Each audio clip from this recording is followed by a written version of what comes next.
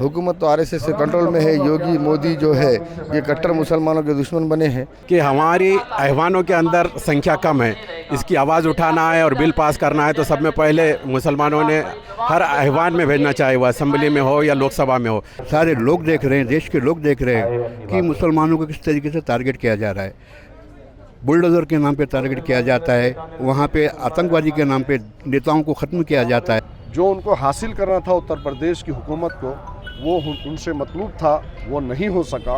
तो फिर 3 दिन के बाद में एएसआई की टीम, पुलिस प्रशासन, एसडीएम, ये तमाम लोग और उन लोगों के साथ में बीजेपी के गुंडे, आरएसएस के गुंडे वहाँ पर नारे लगाते हुए संभल के पीसफुल और शांतिफुल माहौल कि 5 नौजवान बेगुनाह मारे गए, तो ये मर्डर है, मर्डर, अटेम्प्ट टू मर्डर है ये। स्वागत है आपका 10 आउट टाइम से। मैं हूं जैद अहमद। अभी हम लोग नांदेड़ के कलेक्टर ऑफिस के सामने मौजूद है और यहाँ पर एमआईएम की तरफ से जो अभी सिंबल में जो हादसा हुआ है, पुलिस की फायरिंग में 5 नौजवानों को कत्ल कर दिया गया है। तो यहाँ पर आज नांदेड़ में कलेक्टर ऑफिस के सामने धरना प्रदर्शन कर रहे हैं। तो यहाँ पर कुछ जनता हमारे साथ मौजूद है। तो सर, जैसा कि अभी जो हादसा हुआ है यूपी में सिंबल का, तो उसके ऊपर क्या कहेंगे? ये बिल्कुल ही अफसोस की बात है कि वहाँ पे संभल में पुलिस ने खुद वहाँ पे फायरिंग करके 5 मुसलमानों को कत्ल कर दिया। वो एक मर्डर है, उसका कंडम करने के लिए हम लोग यहाँ पे जमा हुए वाले हैं। पूरे हिंदुस्तान में सिर्फ मुसलमानों की मस्जिदों को टारगेट किया जा रहा है, तो इसके ऊपर आप क्या कहेंगे? बिल्कुल, आप देखिए ना, पहले संभल हो गया, इससे पहले ज्ञानवापी हो गया, बाबरी मस्जिद हो गया, अभी एक नया निकाल के रखेगी ख्वाजा गरीब नवाज की दरगाह के अंदर। अब हिंदुस्तान की हुकूमत को सोचना चाहिए कि हर मस्जिद के नीचे का शिवलिंग थोड़ी निकलेगा अंदर, तो उन लोगों को सोचना चाहिए इसके ऊपर। हमेशा मुसलमान जो है धरना प्रदर्शन करते हैं, लेकिन उसका कुछ हल नहीं निकलता। जैसे कि हमने 3 तलाक़ पे धरना प्रदर्शन किया, ज्ञानवापी मस्जिद प्रदर्शन किया, अल्लाह के नबी सल्लल्लाहु अलैहि वसल्लम की गुस्ताखी भी प्रदर्शन किया, लेकिन उसका कोई इसका सोल्यूशन नहीं निकलता है। क्या मुसलमान सिर्फ हर जगह प्रदर्शन ही करेंगे? देखिए, ये तो हुकूमत के ऊपर है। हुकूमत तो आरएसएस से कंट्रोल में है। योगी मोदी जो है ये कट्टर मुसलमानों के दुश्मन बने हैं। हमको कोशिश कर रहे हैं, क्योंकि हिंदुस्तान में रहते प्रोटेस्ट करना ही हमारा हक़ है। हम गांधी जी के रास्ते पे चल रहे हैं, यहाँ पे देश में रह रहे हैं। तो आगे तो सरकार को समझना चाहिए कि हम कोई 2 नंबर के तो शहरी है ही नहीं, हमारे साथ भी इंसाफ किया जाए। मेरे साथ यहाँ पर कुछ और भी लोग मौजूद थे। सर, जैसा कि अभी जो सिंबल में जो वाक़या हुआ है, 5 लोगों को है ना पुलिस ने फायरिंग में मार दिया, और उसके बाद सिंबल के बाद जो है भी अजमेर की जो दरगाह है उसके ऊपर भी आरोप लगाए गए, वहाँ पर पहले मंदिर थी, तो इसके ऊपर क्या कहेंगे आप? देखिए, ये आरएसएस और बीजेपी का एक एजेंडा लेकर चल रहे हैं। जितने भी मुस्लिम के इबादत गाह है, चाहे वो मस्जिद हो या दरगाह हो या और कोई जगह हो, उसको निशाना बनाते हुए चल रहे हैं। सबसे पहले सब में बड़ा निशाना जो हमारी बाबरी मस्जिद शहीद करके वो उन्होंने साबित कर दिया कि हम आगे के भी जितने भी मज़हबी जगह हैं, चाहे दरगाह हो या मस्जिद हो, हम इसी तरीके से हम उसके फ़ैसले हुकूमत से, कोर्ट से लेते रहेंगे। और ये उनका मुनज़्ज़म प्लानिंग करके उनका ये एजेंडा चालू है और आगे उन्होंने उसमें कामयाब होने की कोशिश कर रहे हैं। मगर अल्हम्दुलिल्लाह मुस्लिम समाज में जागृति है। ये आज नांदेड़ कलेक्टर ऑफिस के सामने संभल मस्जिद के सामने जो जामा मस्जिद के सामने जो 5 मुस्लिम नौजवान को यूपी की पुलिस ने बर्बरियत अपनी दिखाकर शहीद किया गया है, उसका गुस्सा और विरोध जताने के लिए यहाँ पे हज़ारों की तादाद में नांदेड़ की अवाम कलेक्टर ऑफिस के सामने आई है और उनको एक मेमोरेंडम दे के हुकूमत हिंद और महाराष्ट्र की हुकूमत को ये बताना चाह रही है कि ये बर्बरियत बंद होना चाहिए और ये जो मनमानी पुलिस की और प्रशासन की जो चल रही है, ये मनमानी ये बंद होनी चाहिए। मेरा अगला सवाल आपसे ये है कि जैसा कि 3 तलाक़ के ऊपर ही मुसलमान रोडों पे आए और धरने किए, ज्ञानवापी मस्जिद भी मुसलमान धरने किए, तो मुसलमान धरने हर टाइम पे करते हैं, लेकिन उसका कुछ हल नहीं निकलता, इसके ऊपर क्या कहेंगे? सबसे पहले तो आपका सवाल बिल्कुल सही है कि हमारी अहवानों के अंदर संख्या कम है, इसकी आवाज़ उठाना है और बिल पास करना है तो सब में पहले मुसलमानों ने हर अहवान में भेजना चाहिए, वह असेंबली में हो या लोकसभा में हो। आप लोकसभा में देख रहे हैं कि लोकसभा में भी मुस्लिम नुमाइंदे कम हैं आवाज़ उठाने के लिए, और इनकी मेजॉरिटी रहने की वजह से चाहे लोकसभा हो या पार्लियामेंट हो या राज्यसभा हो, यहाँ पर इनके मेंबर ज़्यादा होने की वजह से हर एक बिल पारित करके पास करके ले रहे हैं। मेरा अगला सवाल आपसे ये कि जैसे कि आप एक कॉर्पोरेटर थे जी, तो अभी जो हाल में इलेक्शन है विधानसभा के, उसमें ये कहा जा रहा है कि ईवीएम में घोटाला बहुत ज़्यादा हो, तो इसके ऊपर आप क्या कहेंगे? यकीनन मैं नहीं, पूरी महाराष्ट्र की अवाम का कहना यह है और बड़े बड़े लीडर्स का भी कहना यह है कि जिस तरीके से ईवीएम मशीन के अंदर और फॉर्म 87 के अंदर जो तफावतें आ रही है और जो उम्मीदवार लड़े हैं, जिनके उम्मीदवार के ख़ुद के वोट जो कॉन्स्टिट्यूंसी में जो बूथ पे है उनके ख़ुद के परिवार के वोट उनको नहीं मिल रहे हैं, तो इससे बड़ा और सबूत आपको क्या चाहिए कि यानी ईवीएम मशीन में गड़बड़ नहीं हो सकती बोलकर।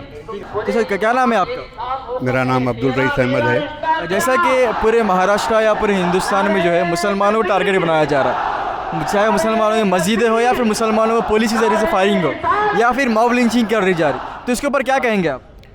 इस देश के अंदर जो है हिंदू तत्व के नाम पे जो बीजेपी सरकार जो मुसलमान को टारगेटेड बना रही है, और इस टारगेट के अंदर जैसे ज्ञानवापी हो गया, संभल हो गया और ऐसे कई जगह है जहाँ पे निशाना बना के जो है मुसलमान को एक किस्म का तकलीफ़ और टॉर्चर दिया जा रहा। ये लोकशाही की हत्या है ये, और ये हत्या शासन ने बंद करना चाहिए। सारे समाज को समांतर लेकर चलने की प्रक्रिया करना चाहिए, ये शासन की जवाबदारी है। और ये जवाबदारी को पार नहीं पाड़ते हुए यूपी प्रशासन जो है वहाँ की जनता, सारे लोग देख रहे हैं, देश के लोग देख रहे हैं कि मुसलमानों को किस तरीके से टारगेट किया जा रहा है। बुलडोज़र के नाम पे टारगेट किया जाता है, वहाँ पे आतंकवादी के नाम पे नेताओं को ख़त्म किया जाता है। और इस तरीके से ओनली यूपी प्रशासन का, महाराष्ट्र स्टेट का मैं रहने के बाद में यूपी प्रशासन का निषेध करता हूं मैं, और उनको लज्जाना चाहिए कि एक समाज के लोगों को टारगेट करते करते आज पूरे भारत में मुसलमानों को अंगार लगाने का काम कर रहे हैं और हिंदू राष्ट्र बनाने के कायम के लिए ये लोकशाही की हत्या कर रहे हैं। मैं इस शासन का, प्रशासन का निषेध करता हूँ। मेरे साथ यहाँ पर और भी कुछ नौजवान लोग मौजूद है। तो क्या नाम है आपका? बशीर लाला। जैसे कि अभी यूपी में जो सिंबल का जो वाक़या हुआ, 5 नौजवानों को पुलिस ने फायरिंग में मार दिया, तो क्या कहेंगे आप इसको? ये जो भारत में ये जो हुकुमशाही चला रही भारत सरकार, जो बीजेपी सरकार जो हुकुमशाही चला रही है, ये हुकुमशाही बनना चाहिए, क्योंकि भारत देश लोकशाही है, लोकतंत्र वाला देश है ये। यहाँ पे हर समुदाय का लोग समाज रहता है यहाँ पे, तो हर समुदाय के जैसा इसमें लिखा है लोकशाही में, वो लोकशाही की तरीके से देश चलना चाहिए। मगर ऐसा नहीं हो रहा कि एक अल्पसंख्यक लोगों को टारगेट बनाया जा रहा, कोई भी एक पिटीशन लगा दे रहा हाई कोर्ट, सुप्रीम कोर्ट में किसी मस्जिद के नाम पे शिवलिंग है, ये है वो है बोल के ये मुसलमानों को एक तरफ से उकसा रहे दंगा होना या मुसलमानों की हालत ख़राब होना देश में। एक तो पहले तो मुसलमानों की ऑलरेडी हालत ख़राब है, एक तो मुसलमानों को तालीम नहीं है, ना मुसलमानों को रोज़गार है, मुसलमान एकदम बैकवर्ड समाज में गिना जा रहा है देश में। मगर आज भी ये मोदी सरकार इस तरीके से कोर्ट को अपने अंडर टाइगर लेके, सुप्रीम कोर्ट को अपने अंडर में लेके, हाई कोर्ट को अपने अंडर में लेके जो ये लंगा नाच कर रही है, ये लंगा नाच से बीजेपी को इतना बड़ा नुकसान होने वाला है कि देश में हर जगह पे दंगे जैसे हालत बन जाएंगे। क्यों? तो आज संभल में, यूपी के संभल में आप देख रहे हैं कि 5 नौजवान बेगुनाह मारे गए। तो ये मर्डर है, मर्डर, अटेम्प्ट टू मर्डर है ये। पुलिस को कोई अधिकार नहीं फायरिंग करने का, वो भी सिर्फ आंसू गैस, एक भीड़ को कंट्रोल करने के लिए पुलिस आंसू गैस के गोले बरसा सकती है। मगर ये डायरेक्ट गोली मारना, सीने पे गोली मारना, ये गुंडागर्दी है पुलिस की, ये गुंडागर्दी बंद होना चाहिए और ये कोर्ट के भी डिसीजन बंद होना चाहिए। क्यों?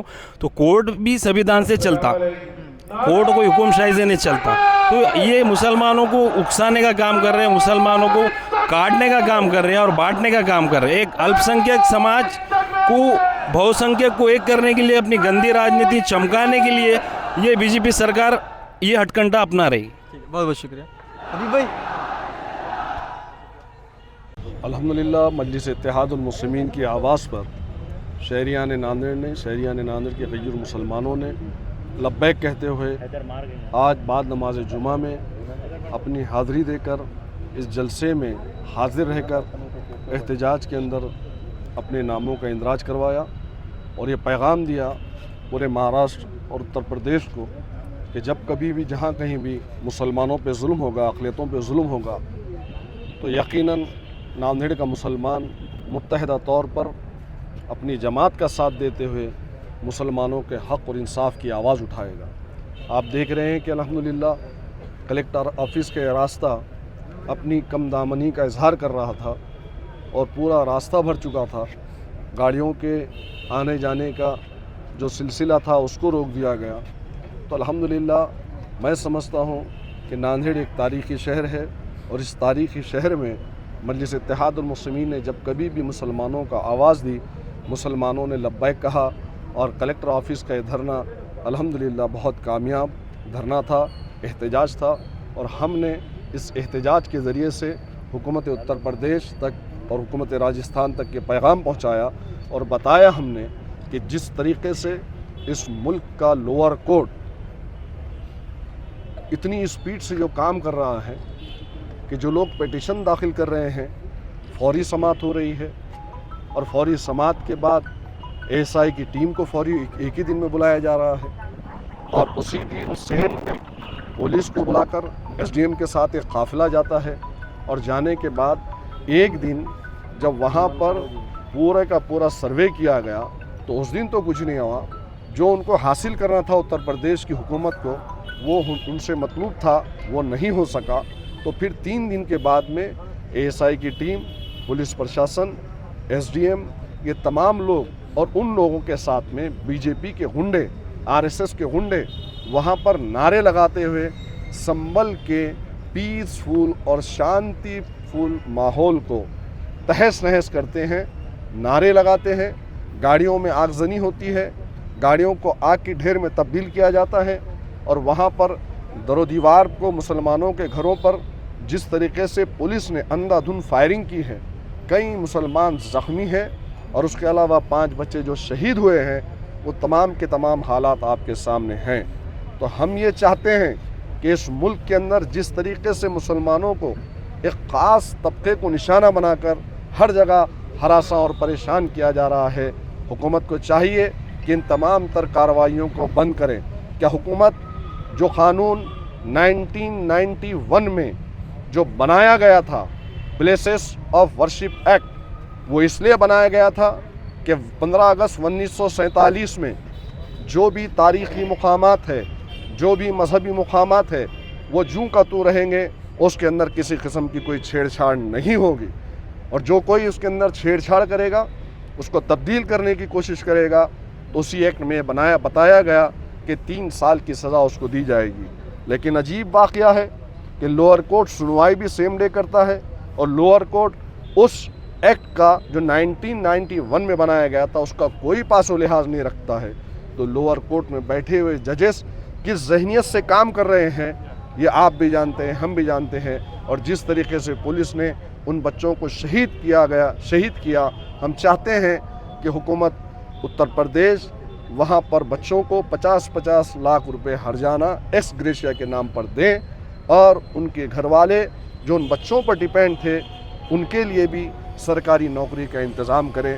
यकीनन ये तो संभल का वाक़या है, लेकिन उसके साथ साथ 2 दिनों से 800 बरस पुरानी दरगाह, जहाँ पर इस मुल्क के कई वज़ीर आज़म ने जाकर उस दरगाह पे मन्नतें मांगी, मुरादें मांगी, कई लोगों ने, इस मुल्क के प्राइम मिनिस्टर्स ने चादरें और गुल वहाँ पर फूल भेजे। आज उन्हें उस दरगाह के अंदर हिंदल वली जो शहंशाह हिंद है हज़रत ख्वाजा मोइनुद्दीन चिश्ती रहमतुल्लाह अलैह, आज उनकी दरगाह में भी शिवलिंग नज़र आ रहा है। पता नहीं उनको शिवलिंग कहाँ नज़र आ रहा है, कैसा नज़र आ रहा है। तो ये तमाम चीज़ें हैं जो इस मुल्क और दस्तूर की धज्जियाँ उड़ा रहे हैं, तो इसको रोकने की ज़रूरत है। अगर वो लोग दूर से तमाशा बनकर देख रहे हैं कि ये सिर्फ मुसलमानों के साथ होगा, तो याद करो वो दिन जब तुम्हें सताया जाता था तो मुसलमान तुम्हारे लिए ठहरा था और तुम्हें उस वक्त में जिस तरीके का सलूक किया तुम्हारे जाता था उस तरीके का सलूक फिर से तुम्हारे साथ ज़ाती के नाम पर, बरादरी के नाम पर किया जाएगा। और अगर तुम समझ रहे होंगे कि सिर्फ मुसलमानों के साथ हो रहा है, तो मुसलमान तो एक सब्र आज़मा कौम है, जिद्दोजहद करने वाली कौम है। हम मिट जाएंगे, कट जाएंगे, झुकेंगे नहीं, लेकिन तुम्हारे साथ क्या कल होगा उसको देखो। यहाँ पर डॉक्टर बाबा साहेब अम्बेडकर के दस्तूर को ख़त्म किया जाएगा और इनकी सोच जो चल रही है इस मुल्क में हिंदू राष्ट्र बनाने की, उस पर अमल पैरा है। आज नंबर हमारा है तो कल तुम्हारा, और फिर तीसरा और चौथा इसी नंबर लगेंगे। इससे मैं उन तमाम पिछड़े हुए तबक़ात से कल तक जो मज़लूम थे उनसे कहना चाहता हूँ, दस्तूर बनने से पहले आप आइए, मुसलमानों का साथ दीजिए, खुलकर साथ दीजिए। मेरी दर्दमंदाना आप तमाम से अपील है। यही मजलिस इत्तेहादुल मुस्लिमीन ने यहाँ पर इस धरने में कहा है।